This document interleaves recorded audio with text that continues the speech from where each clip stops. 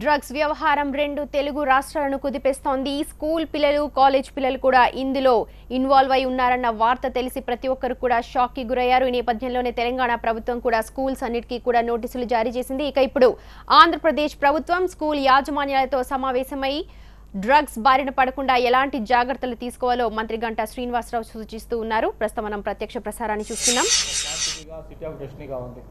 అటువంటి వైజాగ్లో ఈ డ్రగ్స్ కల్చర్కి దూరంగా ఉన్నాం మేము. వైజాగ్ అనేది డ్రగ్స్ ఫ్రీ సిటీ అని అందరూ కూడా తెలిసే విధంగా, అందరూ కూడా అవేర్నెస్ వచ్చే విధంగా ఆ ర్యాలీ చేయాలని చెప్పిన కూడా ప్లాన్ చేస్తూ ఉన్నాం. దానికి అందరూ కూడా పెద్ద ఎత్తున పార్టిసిపేట్ చేయాలని చెప్పిన కూడా తెలియజేసుకుంటూ, దాంతోపాటు కొంతమంది ప్రైవేట్ మేనేజ్మెంట్ వాళ్ళైతే సీసీ కెమెరాలు పెట్టుకున్నారు. కొన్ని చోట్ల ఇంకా పెట్టని ఇన్స్టిట్యూట్స్ కూడా ఉన్నాయి. అటువంటి చోట్ల కూడా అవసరం వస్తే సీసీ కెమెరాలు అవి పెట్టుకోవడానికి కూడా చేయమని చెప్పిన కూడా కోరుతా ఉన్నాం. ఈ విధంగా మొత్తం ఈ డ్రగ్స్ సంబంధించిన ఒక ప్రిలిమినరీ మీటింగ్ ఈరోజు స్టార్ట్ చేసాం. డెఫినెట్గా రాబోయే రోజుల్లో అవేర్నెస్ ద్వారా కానీ, లేకపోతే అధికారుల యొక్క ర్యాండమ్ చెకింగ్స్ ద్వారా కానివ్వండి, ఒక స్ట్రిక్ట్ విజిలెన్స్ ద్వారా కానివ్వండి, ఈ డ్రగ్స్ను పూర్తిగా వైజాగ్ నుంచి ఎరాడికేట్ చేయాల్సిన అవసరం ఉందని చెప్పి కూడా తెలియజేసుకుంటూ, ఇదే సందర్భంగా మనకి గంజాయి ఏదైతే ఏజెన్సీ ప్రాంతం నుంచి పెద్ద ఎత్తున గంజాయి మనకి ఇక్కడికి సప్లై అవుతూ ఉంది. ఇక్కడికే కాదు, మన రాష్ట్రం మొత్తానికి కూడా వైజాగ్ ప్రాంతం నుంచి వెళ్తుందని చెప్పి కూడా బయట బాగా చెప్పుకుంటా ఉన్నారు. దానికి సంబంధించి కూడా అధికారులు చెప్పడం జరిగింది. కేవలం ఒకరిద్దరు సప్లైర్స్ని పట్టుకొని వాళ్ళ మీద కేసులు పెడితే ఇది పూర్తిగా ఎరాడికేట్ కాదు. దీనికి సోర్స్ ఏంటి, ఎక్కడ సాగు చేస్తూ ఉన్నారు, ఎక్కడి నుంచి సప్లై అవుతూ ఉంది, దీంట్లో ఎవరు ఇన్వాల్వ్ అయి ఉన్నారు, ఇవన్నీ కూడా స్ట్రిక్ట్గా మనం వెరిఫై చేయాల్సిన అవసరం ఉంది. మెయిన్ సోర్స్ని మనం అరికట్టాల్సిన అవసరం ఉంది. అప్పుడు మాత్రమే పూర్తిగా ఇది తగ్గుతుంది తప్ప ఒకరిద్దరు సప్లైస్లు పెట్టుకుని పెట్టి కేసులు పెడితే ఇది ఏమాత్రం కూడా కంట్రోల్ కాదు. భవిష్యత్తులో దీనికి సంబంధించి కేసులు, సెక్షన్స్ కూడా ఇంకా అవసరం వస్తే స్ట్రిక్ట్ చేసి నాన్ అవైలబుల్ కేసులు పెట్టి స్ట్రిక్ట్గా యాక్షన్ తీసుకోవాల్సిన అవసరం ఉంది. మనకి సింగపూర్ లాంటి దేశంలో చూస్తే ఏదైనా ఎవరైనా దీంట్లో ఇన్వాల్వ్ అయినా, కన్జ్యూమ్ చేసినా, సప్లై చేసినా అటువంటి వాళ్ళకి ఉరిశిక్ష వేస్తారు. ఒకసారి ఒక వేరే ఫారిన్ కంట్రీ అతను సింగపూర్లో ఇటువంటి యాక్టివిటీ ఇన్వాల్వ్ అయితే ఆ కంట్రీ ప్రెసిడెంట్ ఫోన్ చేసినా కూడా సింగపూర్ వాళ్ళు ఒప్పుకోవాలి, అతనికి ఉరిశిక్ష వేశారు.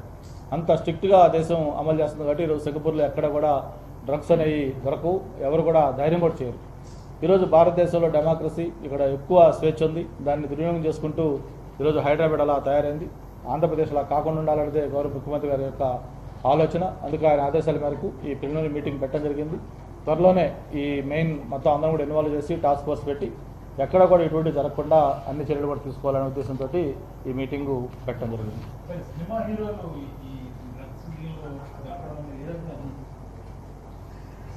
అంటే సినిమా హీరోలు, లేకపోతే ఇంకొక సెలబ్రిటీసు, లేకపోతే స్పోర్ట్స్ పీపుల్, లేకపోతే బిజినెస్ పీపుల్ అని కాదు, ఎవరైనా ఇది చాలా తప్పు సంస్కృతి. ఇది ఒక బియాండ్ కంట్రోల్ కూడా వెళ్ళిపోయిందని చెప్పి అందరూ కూడా భావిస్తూ ఉన్నారు. కాకపోతే ఏంటంటే సినిమా వాళ్ళకి విజిబిలిటీ ఎక్కువ ఉంది కాబట్టి ముందు వాళ్ళ ద్వారా ఈ పబ్లిసిటీ ఎక్కువ అవుతూ ఉంది.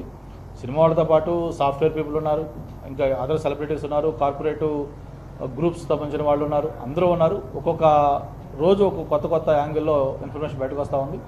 అవన్నీ చూసిన తర్వాతే మనం ఈరోజు అలర్ట్ అయ్యి వెంటనే మనం వైజాగ్లో ఈ మీటింగ్ పెట్టడం కూడా మెయిన్ ఉద్దేశం ఏంటంటే, అటువంటి పరిస్థితి వచ్చిన తర్వాత మనం మళ్ళీ దాన్ని కంట్రోల్ చేయడం చాలా కష్టం.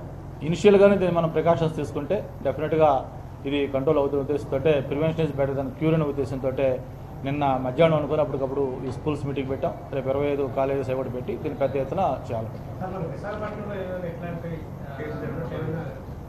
అంటే అటువంటి దొరికేమి ఎక్కడ మనకు ట్రేస్ అవుట్ కాలేదు. చిన్న గంజాయి అటువంటి సంబంధించి తప్పిస్తే పెద్ద మనకి ఎక్కడ రిపోర్ట్ కాల.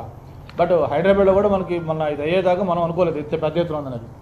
ఏదేమైనా ఈరోజు వైజాగ్ అనేది కూడా కాస్మోపాలిటన్ సిటీ. ఇక్కడ బయట నుంచి వచ్చిన వాళ్ళు, ఫారినర్సు, లేకపోతే నార్త్ ఇండియన్స్ చాలామంది ఉంటున్నారు కాబట్టి ఇక్కడ కూడా కొంత అది స్కోప్ ఉంది, అవకాశం బయట నుంచి సోర్సెస్ రావడానికి. అందుకే మనం ఇమీడియట్గా యాక్షన్ తీసుకుంటే కొంచెం అలర్ట్ అయితే దాన్ని కంట్రోల్ చేసి చూసి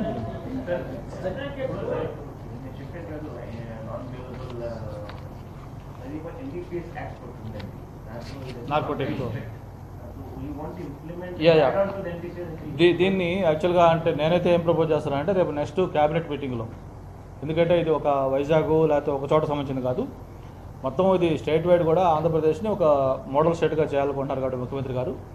ఎస్పెషలీ ఇది చాలా విష సంస్కృతి కాబట్టి దీన్ని ఏ విధంగా కంట్రోల్ చేయాలి దాని మీద డీటెయిల్గా డిస్కస్ చేసి క్యాబినెట్లోనే దీని మీద ఒక డిసిషన్ తీసుకోవాలనుకుంటున్నాను.